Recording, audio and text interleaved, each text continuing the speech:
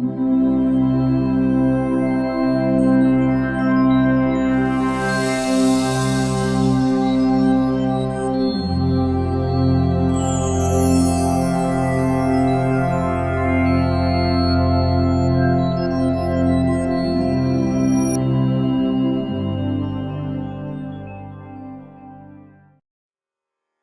जो विषय चुना है प्रवचन के लिए, वो विषय है संसार को सुखमय करना ही परमार्थ है।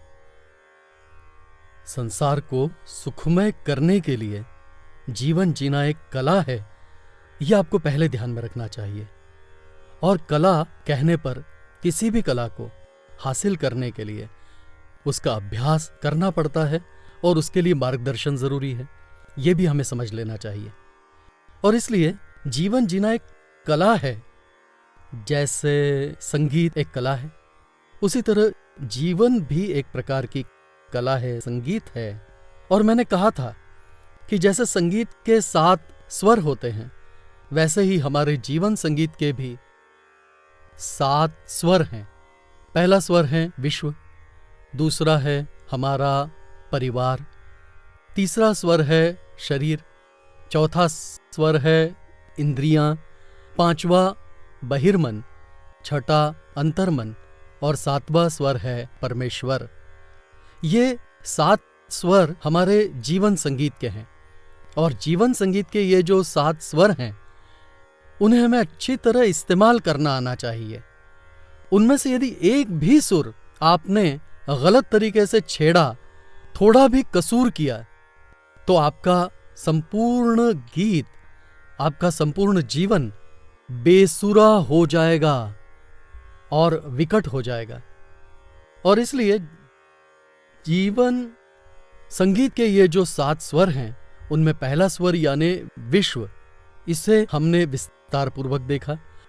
अब हमने जो दूसरा विषय लिया है, वो है दूसरा स्वर यानी परिवार।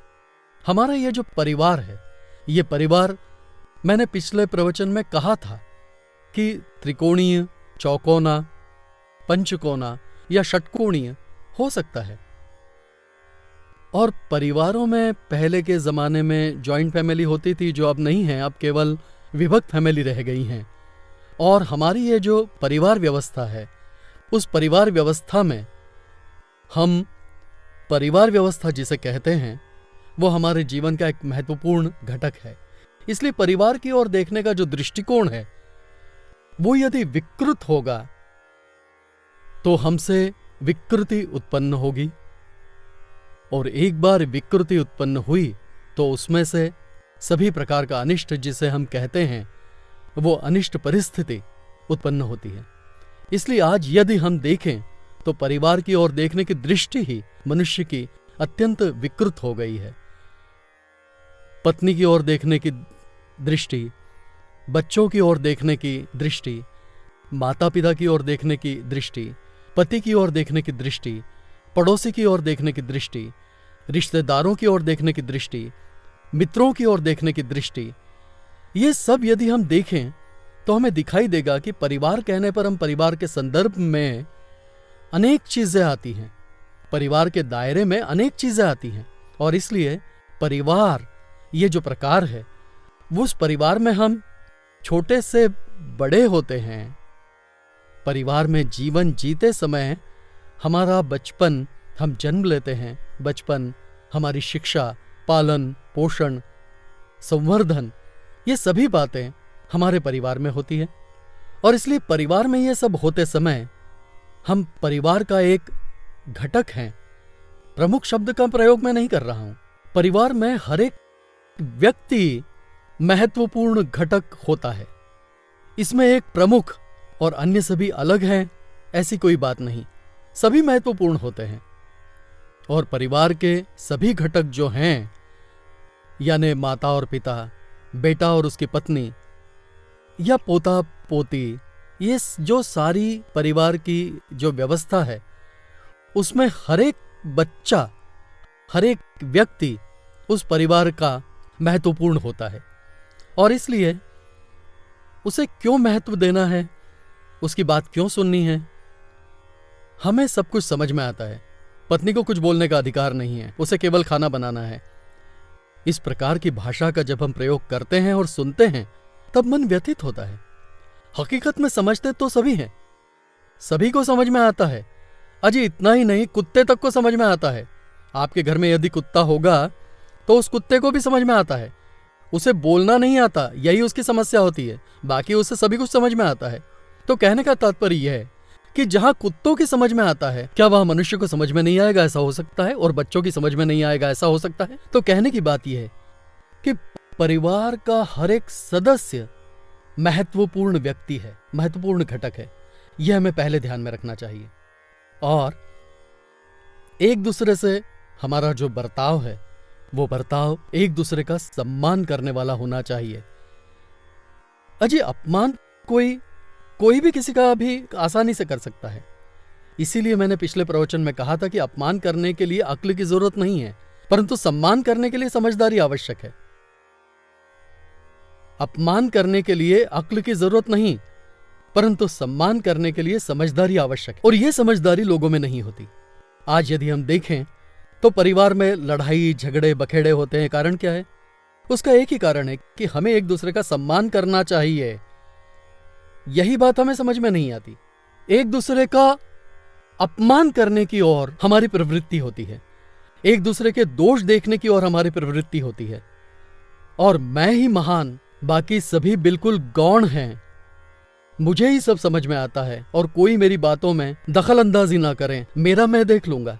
ये जो वृत्ति है और जो प्रवृत्ति है, उसमें से विकृति उत्पन्न होती है और ये विकृति अनिष्ट परिस्थिति को जन्म देने का कारण बनती है। मेरे कहने का तात्पर्य यह है कि हम जिसे परिवार कहते हैं, उस परिवार में सबसे महत्वपूर्ण घटक है स्त्री। हमारे घर में अपनी पत्नी हो, अपनी मां हो, अपनी बहन हो, अपनी बेटी हो, ये जो महिलाएं हैं वे महत्वपूर्ण घटक हैं। स्त्री एक महत्वपूर्ण घटक है। कितना महत्वपूर्ण घटक है? मैं हमेशा कहता हूं कि एक स्त्री यदि सुधर जाए तो घर सुधर जाता है, और स्त्री यदि बिगड़ जाए तो घर बिगड़ जाता है। और इसलिए स्त्री का महत्व अधिक है।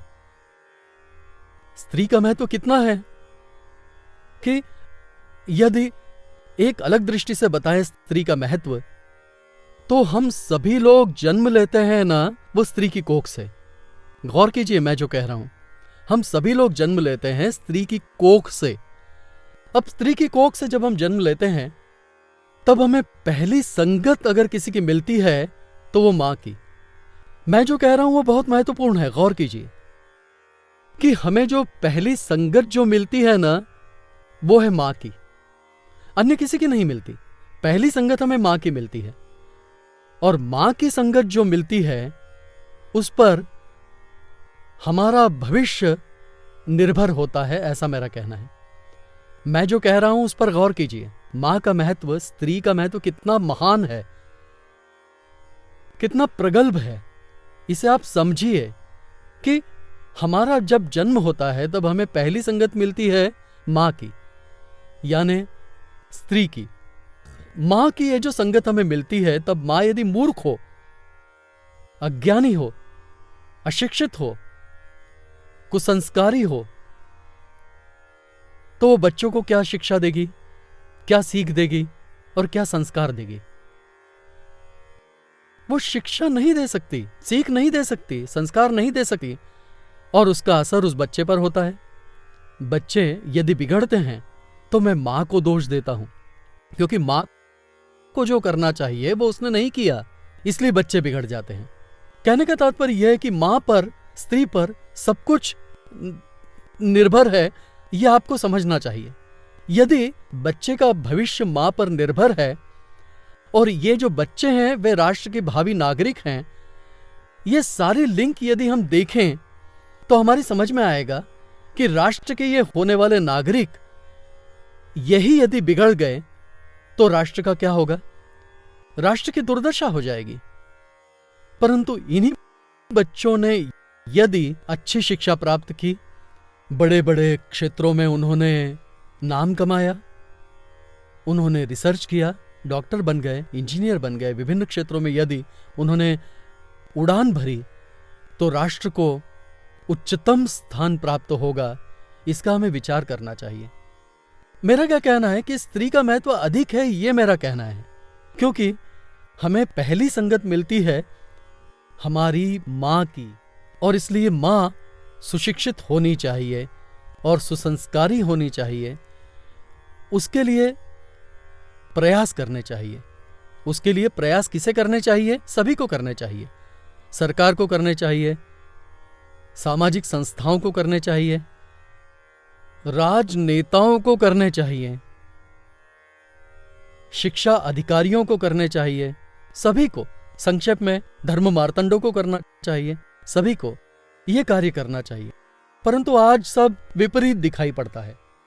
आज यदि हम देखें तो लोगों में इतना अज्ञान है, अंधविश्वास सब लोगों में इतना भरा हुआ है, और सबसे आश्चर्यजनक और अत्यंत खेदजनक बात यह है कि लोगों के अज्ञान को बढ़ावा देने में अधिकांश धर्म मार्तंड और अधिकतर राजनेता रुचि रखते हैं।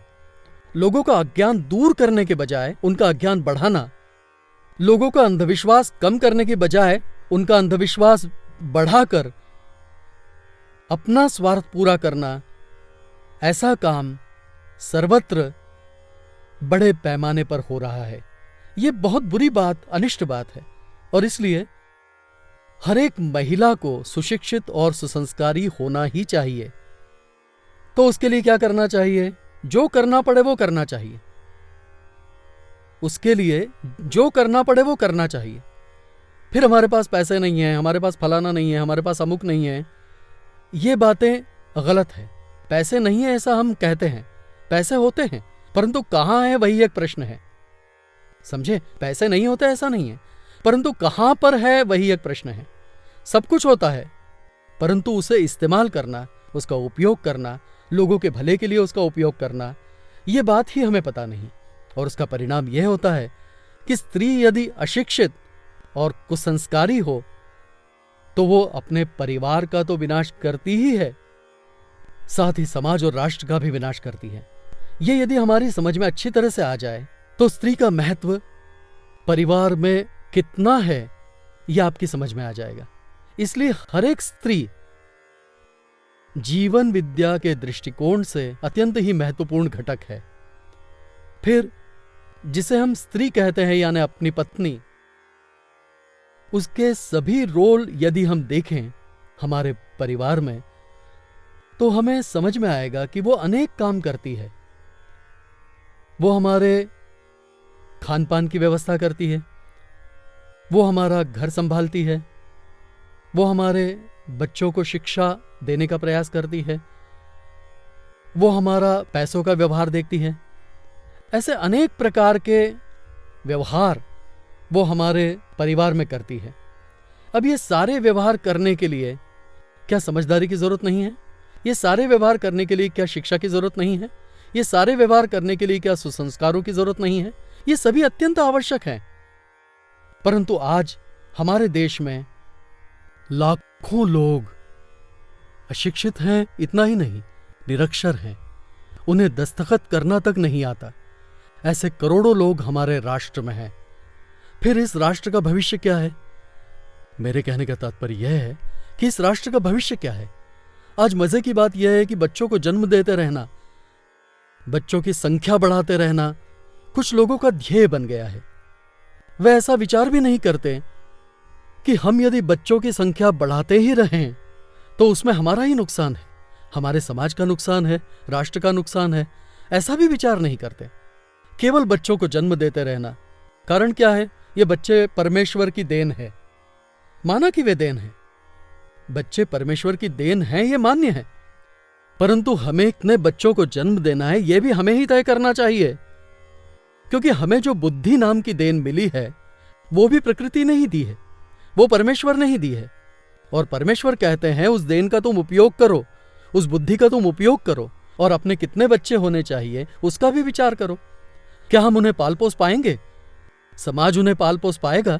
राष्ट्र उन्हें पाल पोस पाएगा? उसका तुम विचार करो ना।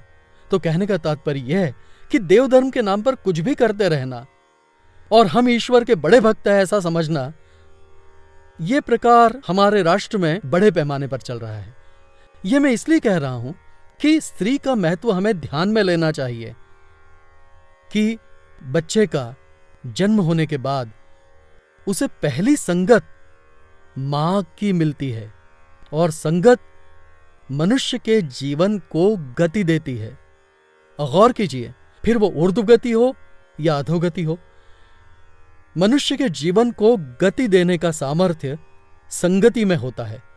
और इसलिए संगत ही यदि बुरी मिली तो उसकी अधोगति ही होगी, यह बताने के लिए ज्योतिषी की जरूरत नहीं। मां की संगत बच्चे को मिलती है तो मां का दायित्व अपार है, स्त्री का दायित्व अपार है। इसलिए स्त्री को शिक्षा प्राप्त करनी ही चाहिए, स्त्री को अच्छे अच्छे संस्कार मिलने ही चाहिए और उसके लिए सभी को प्रयास करने चाहिए, सभी के कल्याण के लिए। सभी के कल्याण के लिए यह पहले ध्यान में रखना है, क्योंकि स्त्री जब बच्चे को जन्म देती है और बच्चे को पाल पोस कर बड़ा करती है तब वो राष्ट्र का भावी नागरिक होता है। ये यदि हम ध्यान में रखें तो स्त्री को सुशिक्षित और सुसंस्कारी होना ही चाहिए। तो कहने की बात यह है कि स्त्री का महत्व हमारे जीवन में कितना है।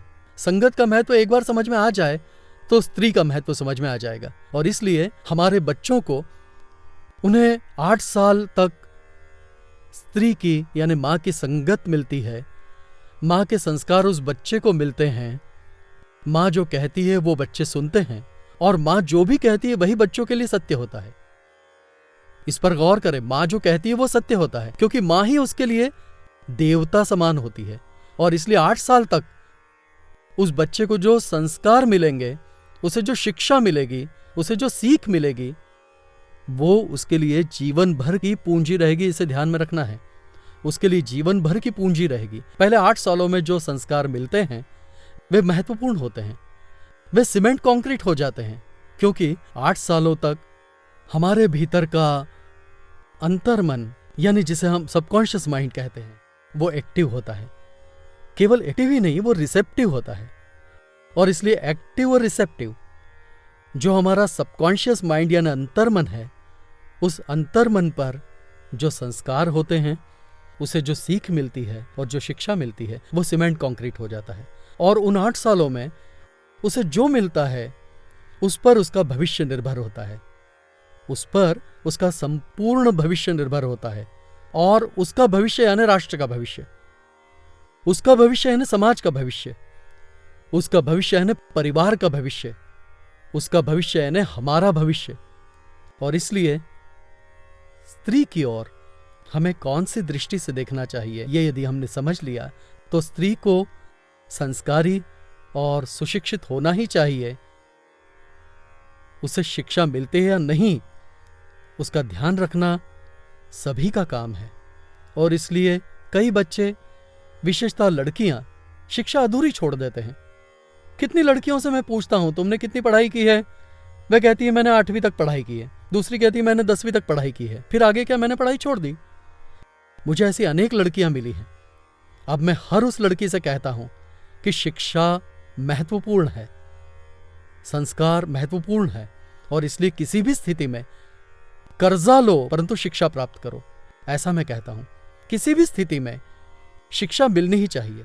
आज हमारे राष्ट्र में बहुत गंभीर परिस्थिति है, शिक्षा का बंटा ढार हो गया है, शिक्षा का बिल्कुल बंटा ढार हो गया है।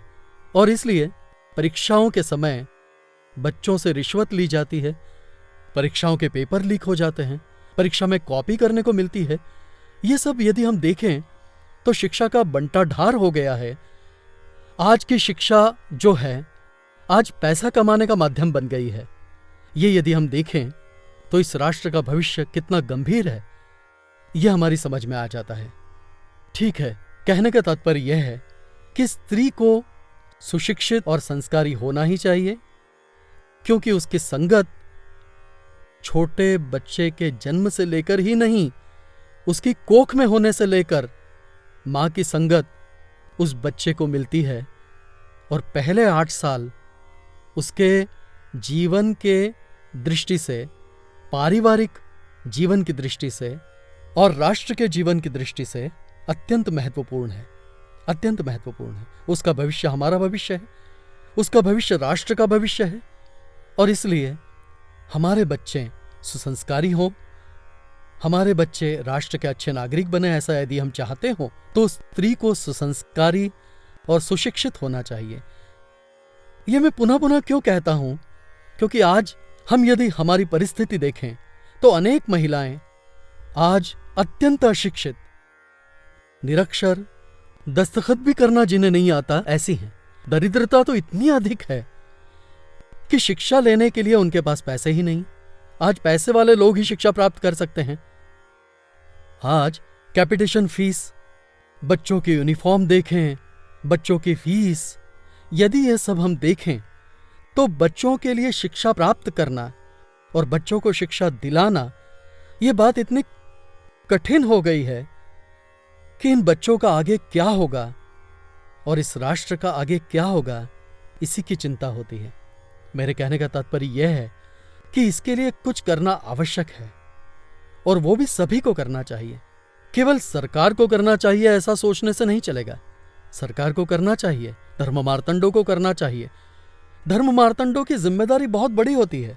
धर्म मार्तंडों ने लोगों को गलत रास्ते पर ले जाना, उन्हें अंधविश्वास के रास्ते पर ले जाना और अपना स्वयं का ही स्वार्थ पूरा करना, ऐसा न करते हुए इन धर्म मार्तंडों ने लोगों को अच्छा मार्गदर्शन करना चाहिए।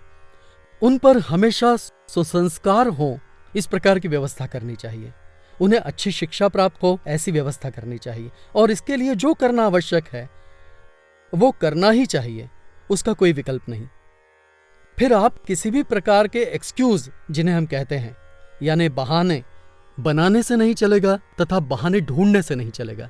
जो करना आवश्यक है वो करना ही चाहिए, उसका कोई विकल्प नहीं है। और ऐसा यदि आपने नहीं किया तो हमारा और राष्ट्र का भविष्य कठिन है, यह हमें ध्यान में रखना चाहिए। मैं हमेशा कहता हूं कि मनुष्य को विचार करते समय पहले राष्ट्र का विचार करना चाहिए, क्योंकि मनुष्य राष्ट्र का केंद्र है।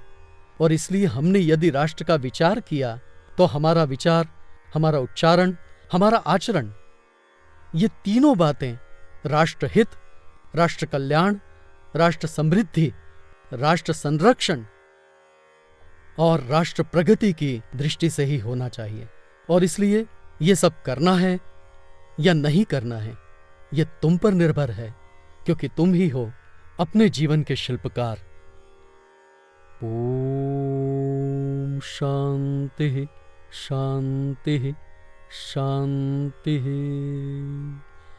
ओम शांति शांति शांति। ओम शांति शांति शांति।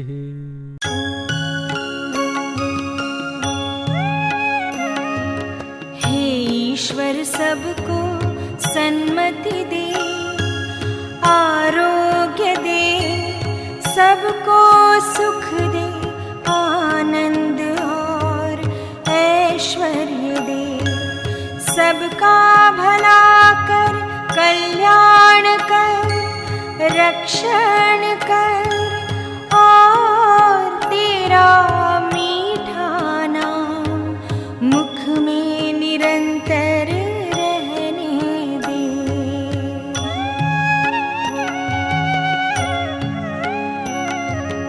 हे ईश्वर सबको सन्मति दे, आरोग्य दे, सबको सुख दे, आनंद और ऐश्वर्य